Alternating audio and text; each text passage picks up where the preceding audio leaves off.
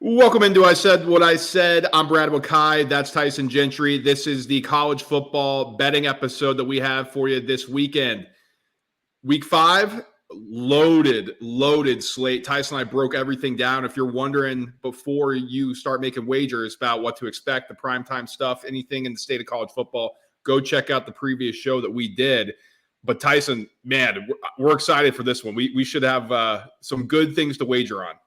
I think you found enough things to wager on to last like somebody like me the rest of the year. So you did your homework. I'm a little lighter this week, but there's too many really good games this weekend that I almost just want to be like, I want to watch Georgia Bama as I just want to watch. I don't want to have to be freaking out because the number didn't hit 42 or 57 or whatever it is. Yeah, absolutely. I concur with you there. But what we always do before we get into the picks, we have to recap last week, and I redeemed myself 9-2, up 5.96 units. Needed that one more than air. We got the play of the week home on Iowa State. Wasn't even competitive. Them laying 21. They blew out Arkansas State. How about San Jose State? Plus 12.5. We thought it was a nice spot for them playing Washington State. Lost in double overtime. Indiana just continues to lay the hammer. Laid 27.5. That wasn't a sweat. James Madison, speaking of not sweating, plus 10.5. They went outright by 20, scored 70 points. Unbelievable. I said Kansas and West Virginia was going to get wonky. It looked like this was flying under. What do you know? Some wonky lightning delay. They come out of the locker room on fire. And Clemson minus 18.5. They look to be a wagon again. Michigan plus 6. That got sweaty at one point. They went outright at home. Then how about the troops, baby? Army minus 6.5. Navy plus 9.5. It's supposed to say if you're watching. But they both went outright, and Navy and Army covers bigly. And then Kansas State, the loss. That was a tough one to swallow. We thought they were going to beat BYU, and they got smoked. And then Missouri minus 20. I may have to make some decisions here on Missouri because it's 2 weeks in a row they let me down. But Tyson, I cannot complain. I needed that to get back on track, and it was a good week for me. Did you say bigly? Yeah. Well, Brad, I didn't win bigly or lose bigly. This is another 500 week for me here on the show. Play of the week, UCLA plus 24.5. That felt like a lock the whole way, and then it got a little sweaty at the end. Iowa State lays the hammer. Florida State minus 2.5. I don't think I won this game, and I don't think I'll bet on this team again the rest of this year. I mean, I was pissed watching this thing, even get home. Tennessee, Oklahoma, bad read by me. Kansas State minus 6.5. I was right there with you. They lose outright. They get embarrassed. And then Illinois, Nebraska. I thought I could start another week hot on a Friday with an under here, and it flew by. Like I want to pretend like it was really close, but I didn't read this one very well. Well, on the year, I'm now down 4.37 units. Tyson's down 2.42. So as a podcast, we're down 6.79. Long season. We're hoping we heat up. It's getting in the conference play, so we're getting things going. Before we get into this, Tyson, you know what time it is, boys and girls. It's money making. It's money making time.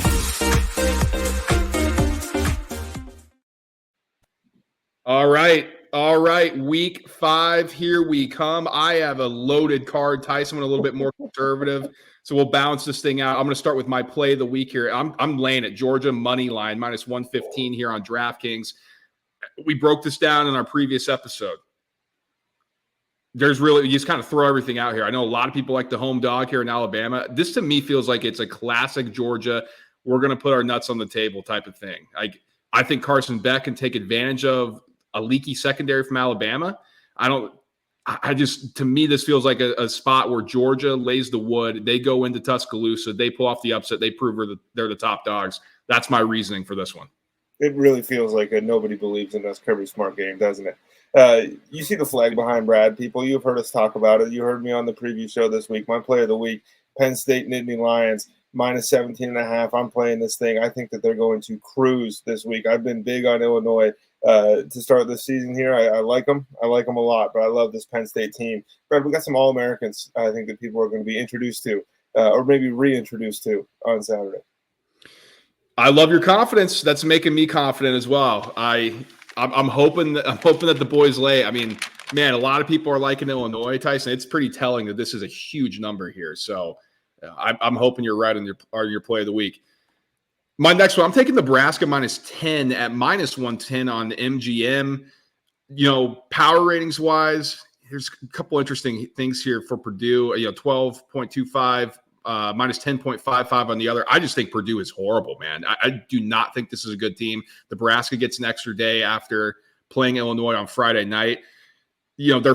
Nebraska's 40th in rush EPA. They're facing a team in Purdue who's 133rd in rush EPA allowed. I mean, I think Nebraska, they want to run the ball. I think that limits what the freshman quarterback does on the road in Dylan Raiola. Just if you can get chunk yards, it takes pressure off his plate. And then Tyson, Purdue's offense is just a complete disaster. 128th in rushing EPA on their own, 129th in passing EPA. And Nebraska's got a really good defense, 20th and 40th in both of those categories respectively. So I think this number is too short. Give me Nebraska -10. Don't you miss when it was just like Purdue is going to upset somebody throughout the year? It's going to be fun for everybody. Now it feels like that's never going to happen again. I mean, this program is in shambles. But Brad, a program that lost last week, that I thought showed some signs of life. Did anybody else watch the second half of this Oklahoma team? Did anybody watch post-Jackson Arnold? Because this is sitting here. Oklahoma's barely supposed to win this football game, folks. That's what everybody's telling you, and maybe that's correct. Maybe I'm going to look stupid. I loved what I saw from that offense, and it's power football. And I think that's really the style of football that Brent Venables has wanted to play since he's taken over here at Oklahoma, and he's finally getting a chance. Look, Dylan Gabriel is awesome, but it's a different kind of football that Brent Venables wants to play than what Dylan Gabriel is best at. And I think that Oklahoma is going to show people like, hey, this is what we're going to be next year and the year afterwards. Well, I'm right here with you with Oklahoma, Tyson.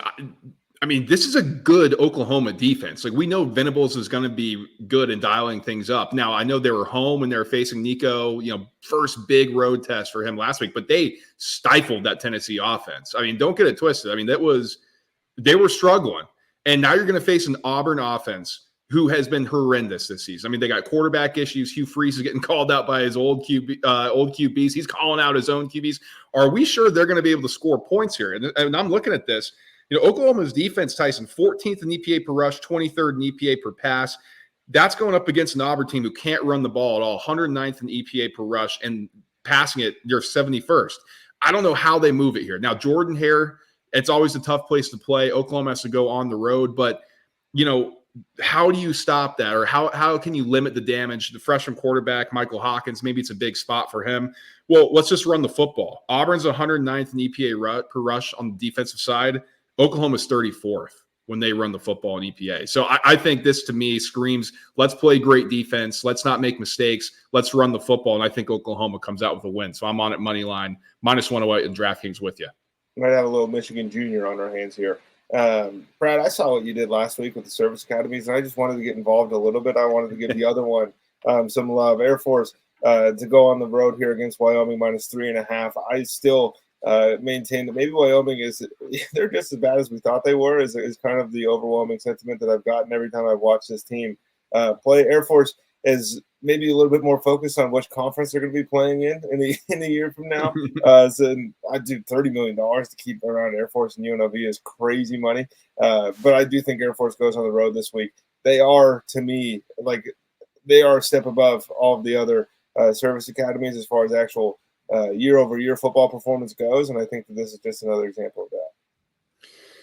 Tyson, I played Indiana last week. I'm thinking I have a pretty good read on him here, but I'm going to take the over in the Maryland game, over 51.5. That's -110 on FanDuel. Now, Indiana has pretty much played weak opponents on the offensive side of the ball, so I think their defensive numbers are a little inflated. Like UCLA's a disaster. Charlotte wasn't very good. And Maryland can chuck the rock around a little bit. Like, I thought, with Talia Tagovailoa absent and graduating, like, this thing would take a step back. Well, they're chucking the ball around at a high rate. And on the other end, Tyson, this Indiana offense is no joke. I mean, they are explosive. They can run the football for explosive plays. And Curtis Rourke, the Maple Missile, has been chucking it extremely well for Indiana. They are second in the country in ECHL, which is, explosive plays, tabbed by Parker Fleming. Just a little data point, like how explosive your offense is. Maryland's 35th on their own side of the ball on offense, 48.7% of their plays. under that category. So I think that this thing could get up in a hurry, even if Indiana wants to run the football. So give me over 51.5. Brad, I'm going back to the well. Sometimes when I need a win, I call on my Utah Utes. And that's what I'm doing this week. They're facing Arizona. I have them -7.5. I know that you're not the biggest fan of this Utah football team. I love it. I think that we saw what this Arizona offense looks like if you're able to take away Ted McMillan. And for a weird reason, Northern Arizona was able to hold the 2 catches. Was it injury? Was it lack of preparation? Who knows? All I know is that Morgan Scalley can coach circles around just about everybody in the FCS, and his defense is going to be ready to play. Whittingham and the boys handle business, I think, pretty handily. Noah Fafita struggles hard under pressure. I mean, his footwork is not quite where we would hope it would be for somebody that you and I both, I think, want to see succeed, because we want to use him in Madden whenever he's ready to come out. So I think Utah is able to just heat him up, get the feet moving, and cause turnovers. Tyson, this is a principal play for me here. I'm taking NC State -7 at -112 on DraftKings. Now, they're at home. They have not looked good. Grayson McCall is out. They had to go to the backup, and CJ Bailey. Against Clemson, 16 of 25, 204, a touchdown and interception. Some of that's coming in garbage time because they were down early. They were down often. I thought that was a spot for Clemson. So I'm going to play the other side here. I think people are down on NC State. Now, they're playing a Northern Illinois team who shocked the world, right, when they beat Notre Dame. Well, what they do last weekend, they lost to Buffalo. I think they regressed to the mean a little bit. That says a little bit more about Notre Dame than anything. So I think this is a spot for NC State at home. I mean, laying 7 against a MAC team. What's happening here? Dave Dorn, I think, is a really good coach. And when I look at the power ratings that I run off of, 14.75 is one set, and 7.55 is what this line should be on the other set. I mean, that's a big gap, at least from one set to the other. At least we have an edge on the one from what this line should be. Now, when I look at this, Tyson, this is a step down in class for NC State. I think that how I like to target those angles. Either it's a step up or a step down. To me, this for NC State, things are going to be a little bit more open when they face NIU. NC State is 102nd in rush EPA on defense, Tyson, which, not very good. But NIU is 77th. So I don't think that that's going to take advantage of anything here. So give me NC State laying 7 at home.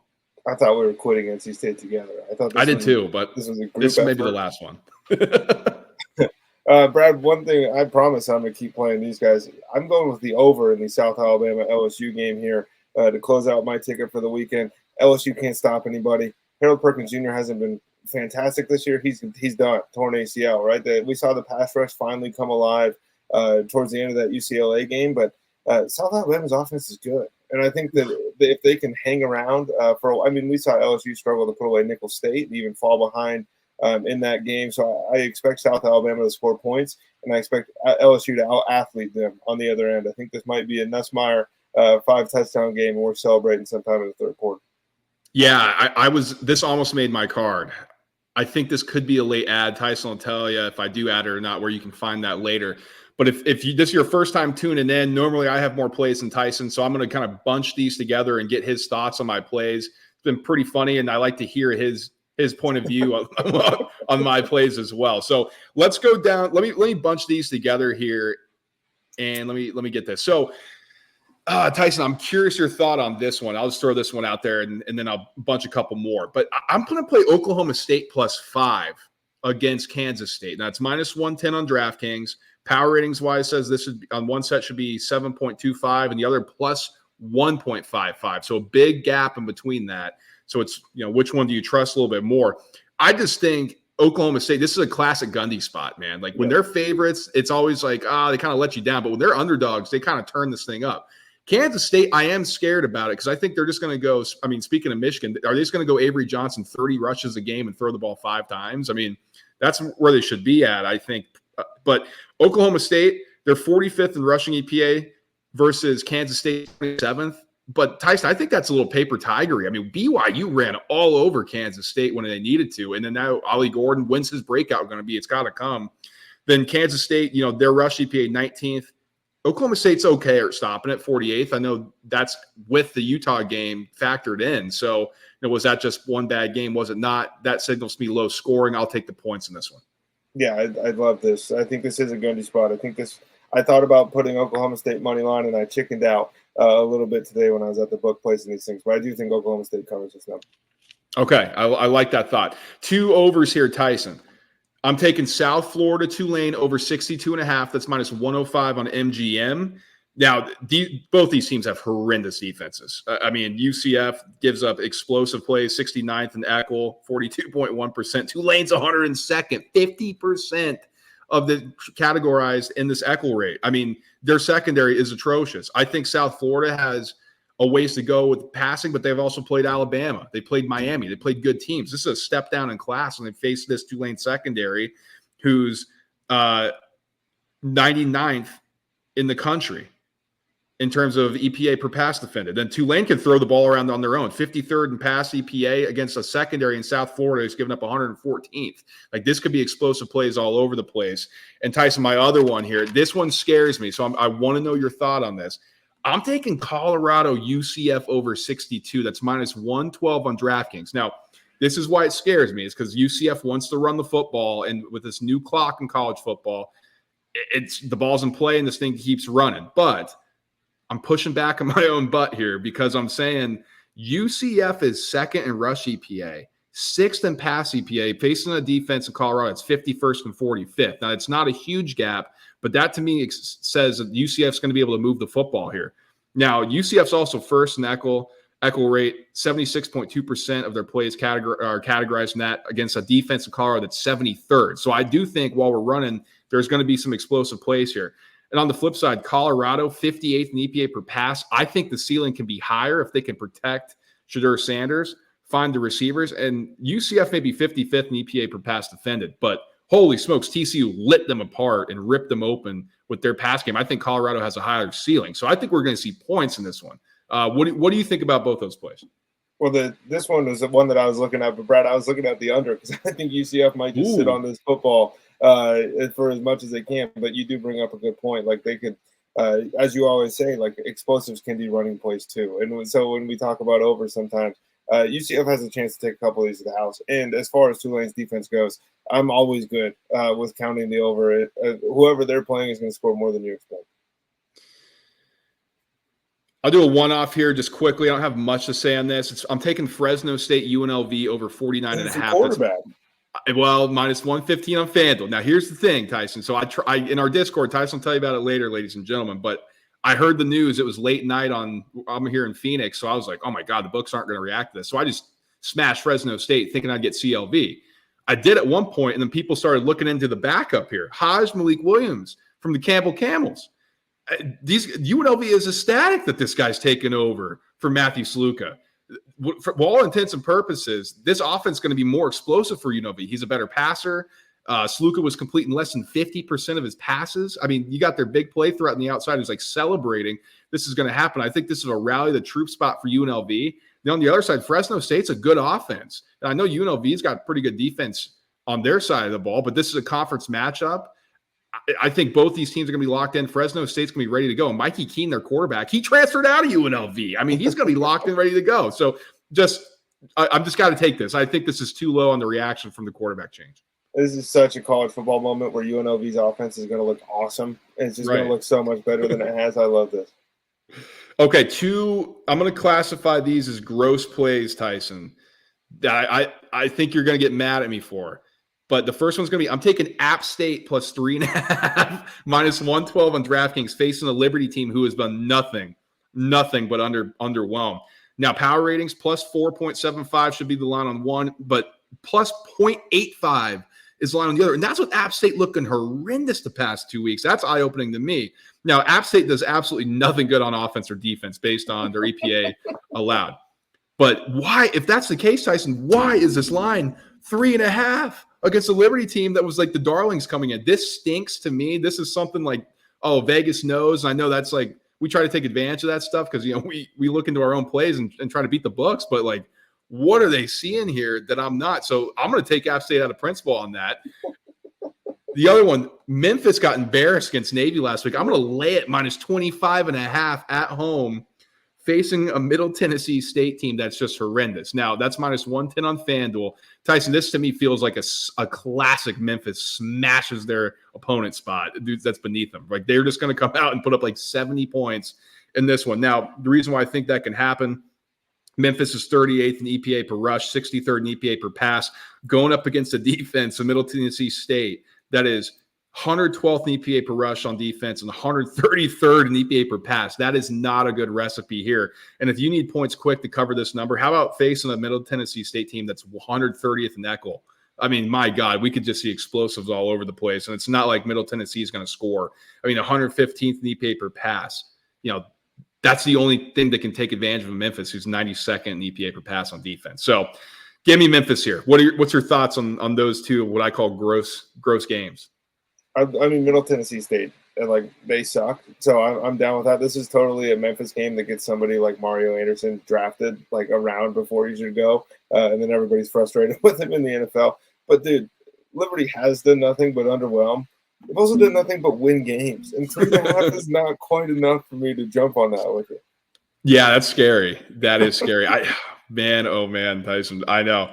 This has the potential for the most tilt of the weekend, where App State is winning the entire game and Liberty wins by 4.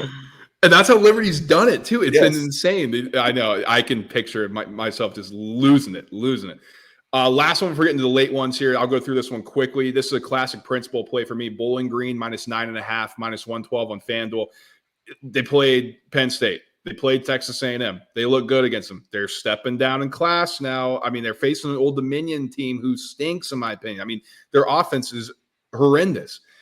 Bowling Green, 67th in pass EPA. That's facing Texas A&M. That's facing Penn State. Now they face an Old Dominion team who's 133rd in the country in EPA per pass. To me, this screams a Bowling Green runaway. Now, maybe they got body blowed and they're reeling a little bit, but man, I think this is a spot for Bowling Green. Yeah, I'm nervous. I think Bowling Green might be really good, and I'm nervous that I'm going to miss this one. Ooh, okay, so you like it? I do. All right, which is bad news for you. Normally, I hate all your plays. Well, you would have been rich earlier in the week, or earlier in the season. Hopefully, I'm turning the tide here. Now, Tyson, come on, we need some late night action. I'm on the West Coast now. You're in Mountain Time out there in Missoula. So let's go to the Smurf turf. I'm taking Washington State, Boise State over 64.5, -115 on FanDuel. Now, that is a lot of points, but Washington State can score with the best one. I think Boise State can score with the best one when they're locked in. I don't think this Boise State's defense is fixed. Washington State is 11th in the country in EPA per pass, and Boise State 7th in EPA per rush. I mean, yeah, they want to run the football, but they're adding points when they run it. This isn't one of those things where, we'll run it 20 times, 30 times, and it's just getting stonewalled. No, Ashton Jeanty, we love him. This is Ashton Jeanty podcast.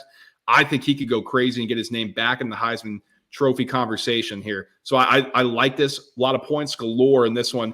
And then how about this? I'm laying at Oregon -25.5, -108 on FanDuel, going to UCLA. Now, it's not a place that's unfamiliar for Oregon, obviously Pac-12 foes.